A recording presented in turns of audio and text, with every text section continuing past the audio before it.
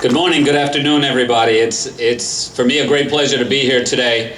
I'd like to recognize a number of people who have made this day possible. You know, every time that we gather together as a community, we have to pause and recognize that all of these things, they don't happen on their own. The reason why they become an institution, and we're here celebrating 30 years of this walk, is because there's a group of committed individuals that year after year make it possible. And so I'd like to recognize Stephen Horahan, the Executive Director of AIDS Project Rhode Island. Thank you for the introduction, but thank you for your leadership and everything you do to keep this tradition going.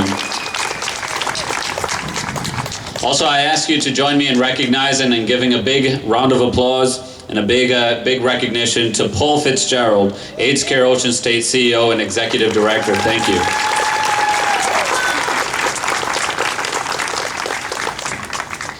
And I also join Roz and I join Congressman Cicilline in expressing my sadness, but more so my fondness for what Guy Abelson, a big friend of ours, left behind through his legacy. You know, we're here, dedicating this walk to Guy Abelson. But let's remember that Guy touched so many lives throughout our state. Just a couple of days ago, I see Jenny Johnson here from City Year. Just a couple of days ago, we were in City Hall in the City Council chambers, and we were talking about all of the great champions that we have in our community. And we also gave a special recognition to Guy Abelson for everything that he did for this Year organization. So he touched so many lives, and he set an example for how we should live our lives to make sure that we spread ourselves to the point where we do as much good as we can throughout our communities. And so I'm very proud to be here in his memory and commemorating his life with this walk. I'd also like to thank Congressman David Cicilline, State Treasurer Seth Magaziner, and also Dr. Nicole Alexander Scott, the Director of the Department of Health for the state of Rhode Island, for everything you're doing and for joining us here today. Please, a round of applause for all of them.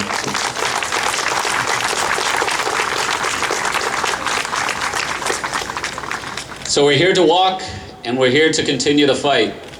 We're here to continue to fight against this threat and to find and continually fight for a cure.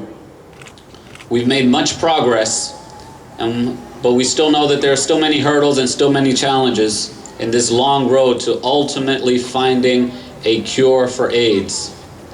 But it's not just the effort to find a cure.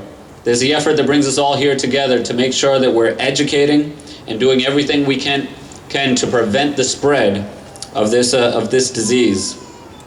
Rhode Islanders and folks throughout the city, we consistently come out and demonstrate our support for AIDS service organizations, like the very many that are here represented today. And we also show our support for the research that brings us closer each and every single day when a cure for the disease will be found and an effective vaccine is developed. Here in Rhode Island and also throughout the state, here in Providence and also throughout the state, we continue to come together in a show of strength to combat HIV and AIDS and to bring support to the people with HIV and AIDS, their families, their loved ones, their caregivers, and everyone who's been touched by this disease over the years. And unfortunately, it's been many of us.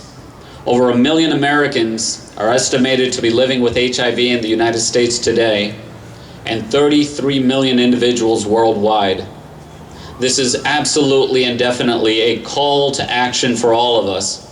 And I salute everyone here, because we're not just talking the talk, but we're literally today walking the walk to make sure that we continue this fight until a cure is finally found, and we continue to educate and prevent it from spreading.